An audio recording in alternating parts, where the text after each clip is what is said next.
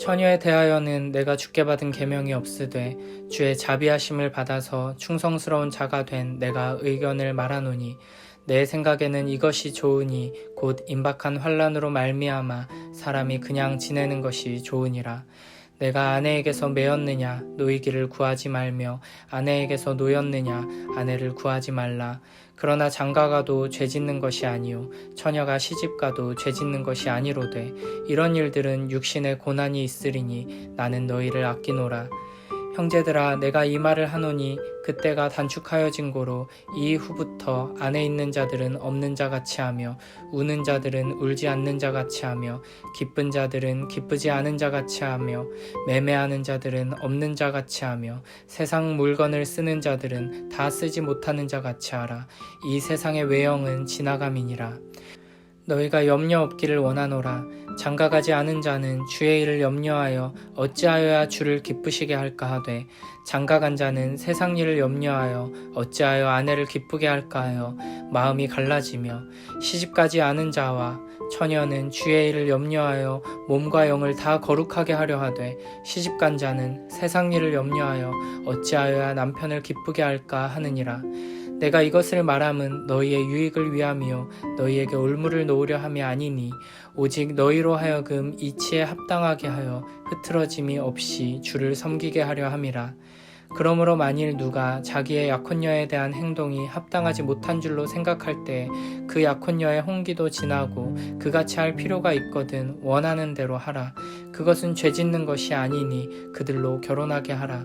그러나 그가 마음을 정하고 또 부득이한 일도 없고 자기 뜻대로 할 권리가 있어서 그 약혼녀를 그대로 두기로 하여도 잘하는 것이니라.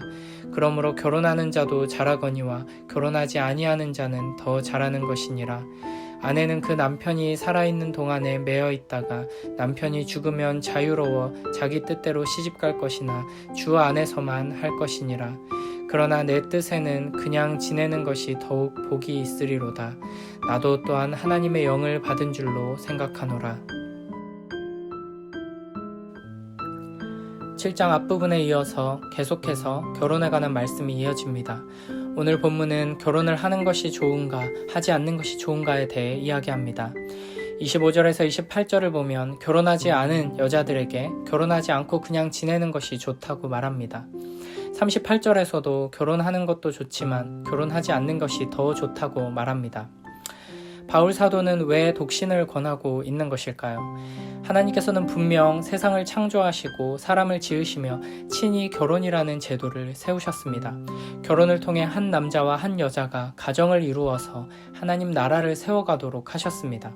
성경의 가르침에 의하면 결혼은 하나님의 창조 원리에 해당하는 것이며 복된 일입니다. 그런데 바울은 결혼에 대해 부정적으로 말하고 있는 것처럼 보입니다. 왜 그러는 걸까요?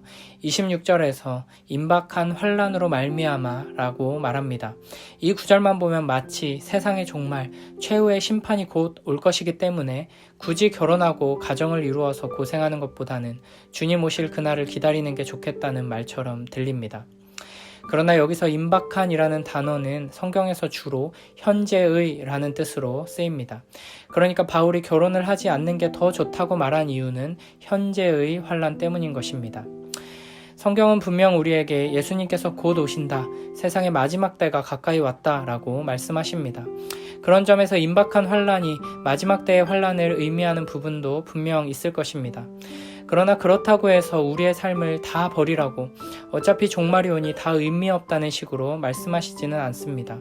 오히려 마지막 때가 가까이 오는 것을 보면서 더욱 믿음을 붙들고 바른 길로 가라고 말씀하십니다.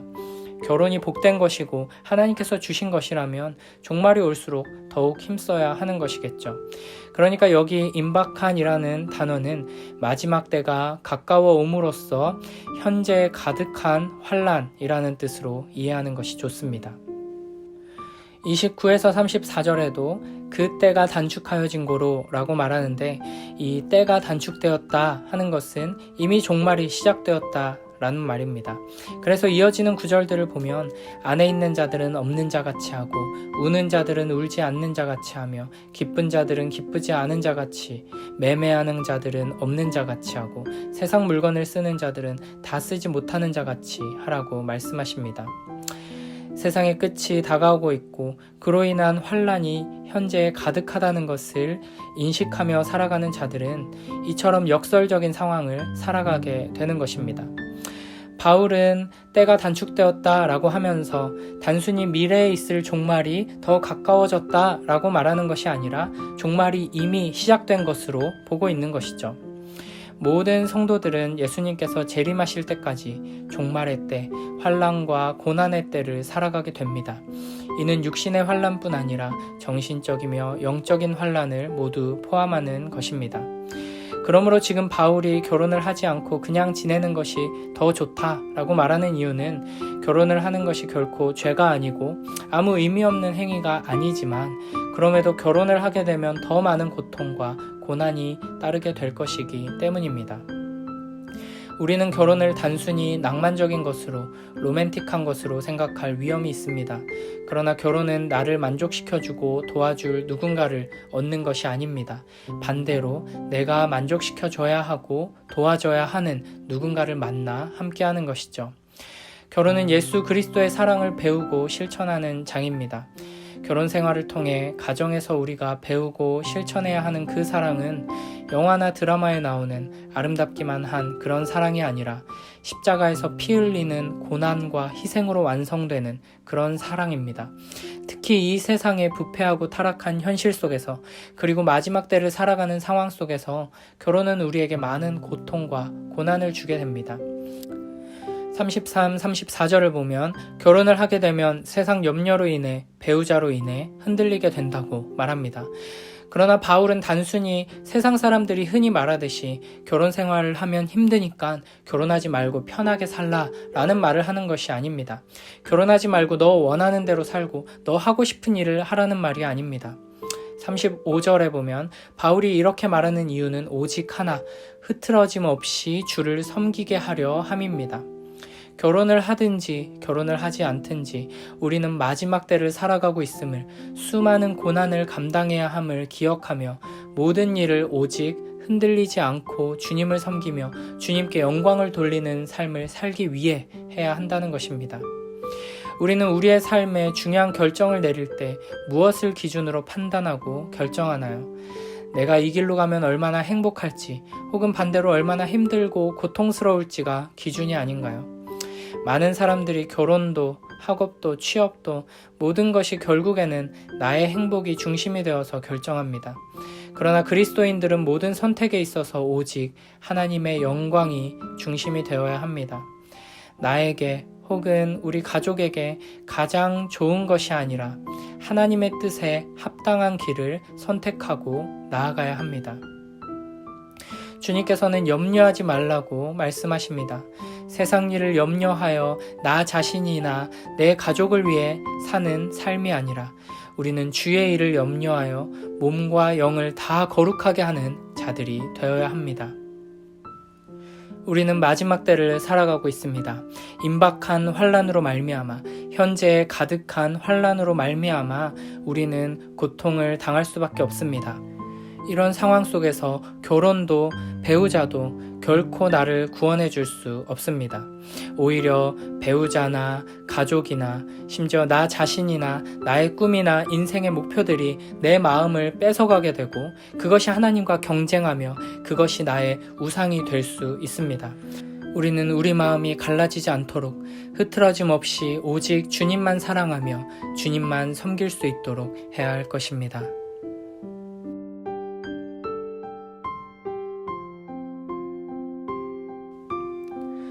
주님께서 처녀들에 대해서 하신 명령을 나로서는 받은 것이 없습니다. 그러나 나는 주님의 자비하심을 힘입어 믿을 만한 사람이 된 사람으로서 의견을 제시합니다. 지금 닥쳐오는 재난 때문에 사람이 현재 상태대로 살아가는 것이 좋다고 나는 생각합니다. 아내에게 매였으면 그에게서 벗어나려고 하지 마십시오. 아내에게서 놓였으면 아내를 얻으려고 하지 마십시오. 그러나 결혼한다고 할지라도 죄를 짓는 것이 아닙니다. 그리고 처녀가 결혼을 하더라도 죄를 짓는 것이 아닙니다.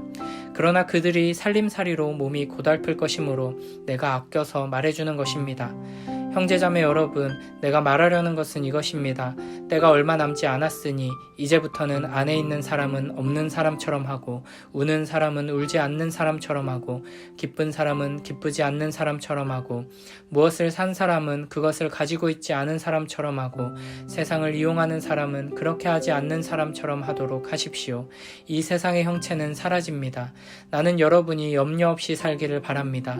결혼하지 않은 남자는 어떻게 하면 주님을 기쁘게 해드릴 수 있을까 하고 주님의 일에 마음을 씁니다. 그러나 결혼한 남자는 어떻게 하면 자기 아내를 기쁘게 할 수 있을까 하고 세상 일에 마음을 쓰게 되므로 마음이 나뉘어 있습니다. 결혼하지 않은 여자나 처녀는 몸과 영을 거룩하게 하려고 주님의 일에 마음을 쓰지만 결혼한 여자는 어떻게 하면 남편을 기쁘게 할 수 있을까 하고 세상 일에 마음을 씁니다. 내가 이 말을 하는 것은 여러분을 유익하게 하려고 그러는 것이지 여러분에게 올가미를 씌우려고 그러는 것이 아닙니다. 오히려 여러분이 품위 있게 살면서 마음에 헛갈림이 없이 오직 주님만을 섬기게 하려는 것입니다. 어떤 이가 결혼을 단념하는 것이 자기의 약혼녀에게 온당하게 대하는 일이 못된다고 생각하면 더구나 애정이 강렬하여 꼭 결혼을 해야겠으면 그는 원하는 대로 그렇게 하십시오.